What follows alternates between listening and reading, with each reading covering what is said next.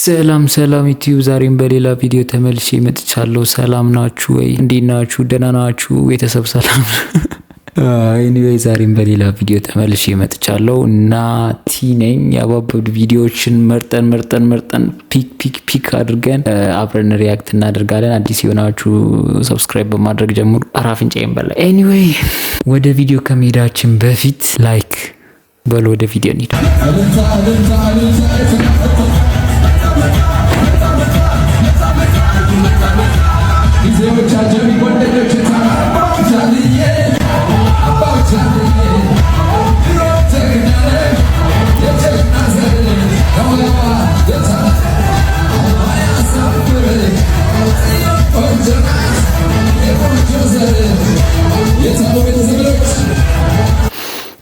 ፈልጉልኝ ድምጼ ፈልጉልኝ።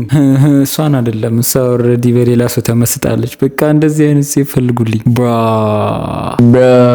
ይቻላል እንዴ? ኧረ ይመቸው፣ እግዚአብሔርን ይመቸው። ምንም አያድርጋት በቃ ግን ይመቸው በቃ። እንዴ ኖ ከንፈሯ ምናምን እንዲህ ያደርገች ነው። እኔ ከሷ አስተያየት ነው። እኔ ፍቅር እኔ ደግሞ በእናታችሁ ኖ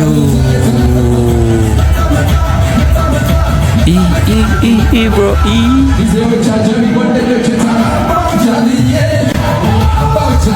በየነች እኔ ሴት ልጅ እንዲህ ተወዘወዝ አይቻላቅም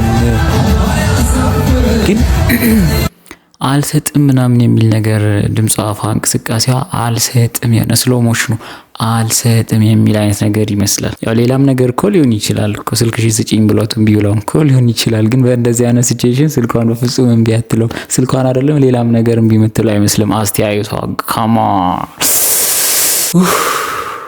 ፈልጉልኝ ፕሊስ። ወደሚቀጥለው ቪዲዮ እንሂድ። እዚህ ጋር ከቆየው ከሷ ፍቅር ይዘኛል። አምር ማይገርም አንቺ አስቀያሚ ነግሬሻለሁ።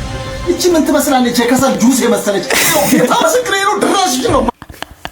ወይት ቆይ፣ በመጀመሪያ ደረጃ ይሄ ቪዲዮ እኔ የሰው እምነት ለመንካት ወር ለሌላ አይደለም። ይሄ ሰውዬ ይለያል፣ በቃ ይለያል። ትወና አይደለም በቃ ታቁታላችሁ። የሚሳደበው ስድብ፣ ትወናው፣ እያንዳንዱ ስራው በቃ በጣም የተለየ ነው። እኔ በእምነት ደረጃ አይደለም እምነትን ለመንካት በቃ የሚያረጋቸው ነገሮች ይለፍርስ ነው የሚያደርጉት። እግዚአብሔር ለሚሾዩ አታምር ማይገርም አንቺ አስቀያሚ ነግሬሻለሁ። እቺ ምን ትመስላለች? የከሰል ጁስ የመሰለች ይዚ የከሰል ጁስ ከየት ነው የሚመጣው? ከየት ነው የከሰል ጁስ የሚባል ነው? ምስክሬ ነው። ድራሽ ነው ማጥፋው ማኔ አንቺ ነው ማጥፋው ብሎ መድረክ ላይ የምትቆም ደግሞ ድራሽን ነው ከዚህ ላይ ማጥፋው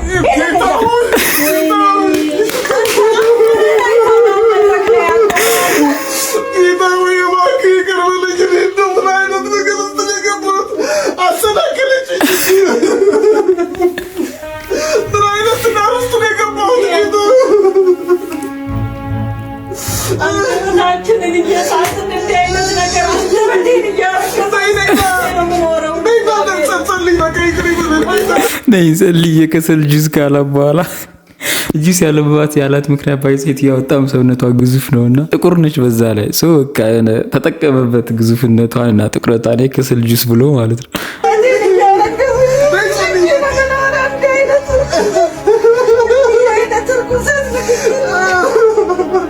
ይለያል። አንደበትሽ በስድብ ተሞልተሽ መጣሽ። እኔ እየጸለይኩ ነበር። ገና ለገና ውበቴን አደነቀልኝ ብለህ መኪና ይነፋልሽ፣ ባቡር ቢነፋልሽ ምን ልትሆኚ ነው አንቺ? ያንተ ለቅሶ እንደገና የኔ መርከዝ ያንቺም አንደበት ነው። አንደበቴ በምስጋና ፍቅር ሊበያውቅ ይዘምራል ማለት ይዞ የኮሜዲያን ነው፣ ፓስተር ነው፣ ምንድን ነው? አይ ብቻ እኔ በጣም የሚያስቅ ሰው ነው። እውነት ለመናገር ነገሩ ፊቱ ሁላ ነው የሚያስቀው። ፊቱ ያስቃል በቃ እንዲህ ስታዩት ማለት ነው። የከሰል ጁስ አለ። ኤኒዌይ እንደነገርኳችሁ የሰው እምነት እንትን ለማለት ሾርት ቪዲዮዎች ነው የሚሰሩት እና እሱ አስቆኝ እንደው አስገርሞኝ ነው። ሰውየውን የምታውቁታላችሁ። ኤኒዌይ ወደሚቀጥለው ቪዲዮ እንሂድ። ወይ ጉድ!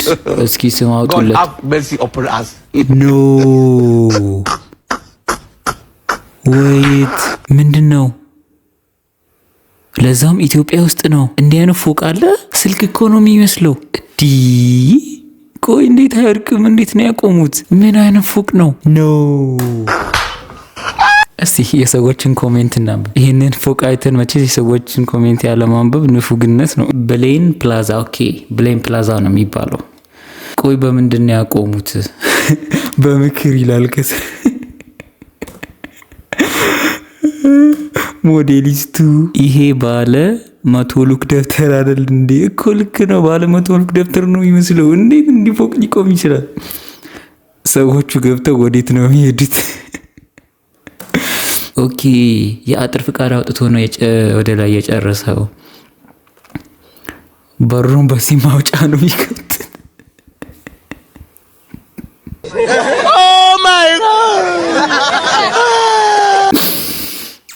ብሌን ፕላዛ ይቅርታ በጣም እኔ ያው ኮሜንት ነው ያነበብኩ ያለሁት፣ ግን አሰራሩ በጣም የሚያስቅ ነው። እኔ መንግስት ራሱ እንደፈቀደው ከሌላ ፎቅ ላይ ተልጦ ነው እንዲያላለው። የሰፈሩ መግቢያ በር ነው፣ አትደናገሩ።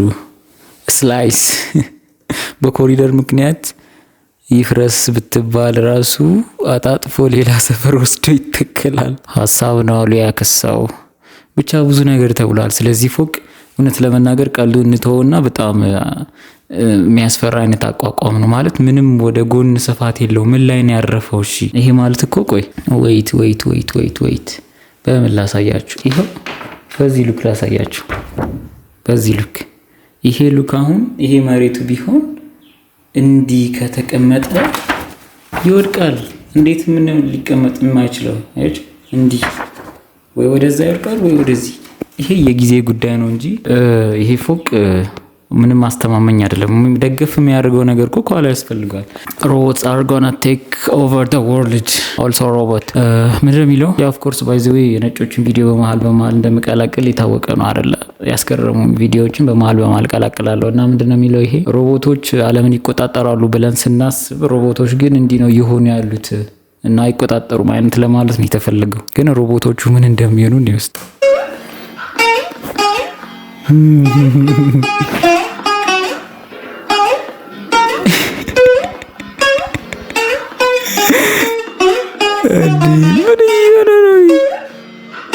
ባምብልቪን ይመስላል።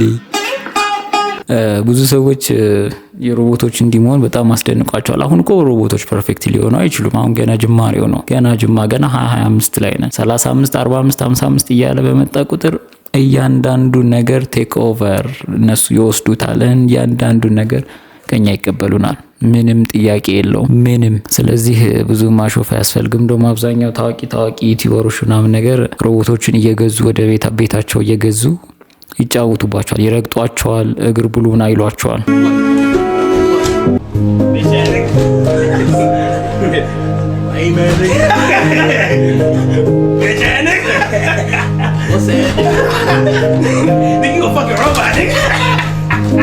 ሮቦቶችም ከትንሽ ዓመታት በኋላ የሰው ልጆችን እግር ብሉ ነው የሚለውን ፈጣሪ ጠብቅ። እዛ እንደማንደርስ ተስፋ አደርጋለሁ። ኤኒዌይ ወደሚቀጥለው ቪዲዮ እንሂድ። አናገባም ያሉ ወንዶች ይላል። ዋትስ ጋውን አምባ ዋትስ ጋውን አታገባ አለቀ።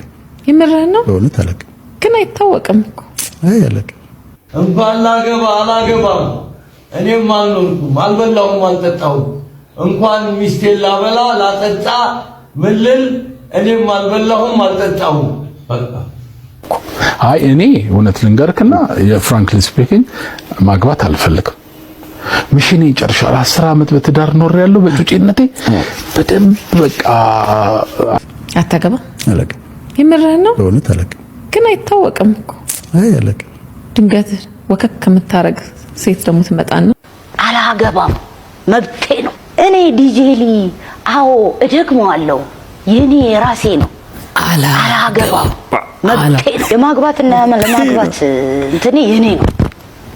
የትኛውም ህዝብ የዓለም ህዝብ አያገባው። የዲጄሊ የታወቀ ነው። በማግባት ባለማግባት የማንንም እንጀራ ይዘጋም። የኔ ማግባት አለ የማንንም ጦርነት አያስነሳም። የኔ ማግባት ማንንም አያሰናክልም። በየትኛው ሁኔታና ቦታ ብትሄድ አላገባም ደንቦ አላገባም። ሽሽ አይ እውነት ለመናገር ለምን ሰዎች ወንዶች በተለይ አናገባም እያሉ እንደሆነ አልገባኝም። ለምንድን ነው ወንዶች አናገባም እያላችሁ ያላችሁት? ምንድነው የተፈጠረ ያለው እንዴ? እኛ ንግር ብሉ። ወደሚቀጥለው ቪዲዮ ኢትዮጵያ ሰፈር ነበር መስለኝ ይላል። ኢትዮጵያን እኔ ማርያምን የሚመስለኝ ማለት ነው።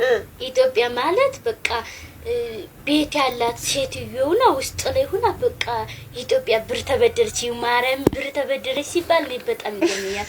ግን ከዚህ ከተማ መጥቼ ስጠይቅ ኢትዮጵያ ማለት ሀገር ናት ሲል እኔ በጣም ማርያምን የገረመኝ ታሪክ ይሄ ነው። ምን ሰፈር ነበር ወሰልሽ? አረኒ ገጠር ሳለው ማለት ነው። ኢትዮጵያ ማለት በቃ ሰፈር የለም ቤት ውስጥ ያለች ሴትዮን ብር ላይ ማርያም ግን ከተማ ጀስጠኝ ኢትዮጵያ ማለት ሀገር ናት ሲል እንዴት ብር ትበደራለች ብዬ ገረመኝ። አይ ብድሩን እስታዩ 550 ምናምን ዶላር እያንዳንዳችሁ ሰዎች ማዘጋጀት አለባችሁ። እያንዳንዳችን የኢትዮጵያን ብድር ከፍሎ ለመጨረስ እያንዳንዱ ኢትዮጵያ ውስጥ ያለ 100 ምናምን ሚሊዮን ህዝብ የሚደርሰው 500 ምናምን ዶላር ነው ብድር። እኔ 500 ምናምን ዶላር ብድር አለብኝ። እኔ አልበላሁት አልጠጣሁት፣ እነሱ የተበደሩትን። የሚገርም እኮ ነው። ኤኒዌይ ሁላችንም ብድር እንዳለብን እንዳረሳ። የሆነ ጊዜ መንግስት ከነሸጠው የኢትዮጵያ ብድር መክፈል አለብን። 100 ምናምን ሚሊዮን ህዝብ 500 ምናምን ዶላር አዘጋጁ። 500 ዶላር ማለት አብዙት ወደ 50,000 አካባቢ ከዛ 60,000 ናን አካባቢ ነው የሚሆነው አይደል? 500 ዶላር እንደዛ ነው። እና በጣም የሚገርም ነው የልጅቷ ነገር ማለት ነው። ኢትዮጵያ አገር ሰው ነበር እና ምን ውስጥ የምትኖሪ ነበር የመሰለሽ እናት። ከገጠር የመጡ ሰዎች በጣም ነው የሚያሳዝኑት። የዋ ናቸው፣ ምንም ነገር አያውቁም። እና ብቻ ኤኒዌይ በጣም የሚያስገርም ነበር። የዛሬ ቪዲዮ ይሄንን ይመስላል። እንደወደዳችሁ ተስፋ አደርጋለሁ። ይሄንን ቪዲዮ ላይክ፣ ሼር፣ ሰብስክራይብ በማድረግ ጨርሱት። በሚቀጥለው አባባሉ ቪዲዮዎች እስክንገናኝ ድረስ ቻው። ባይ ዘ ዌይ ቻው።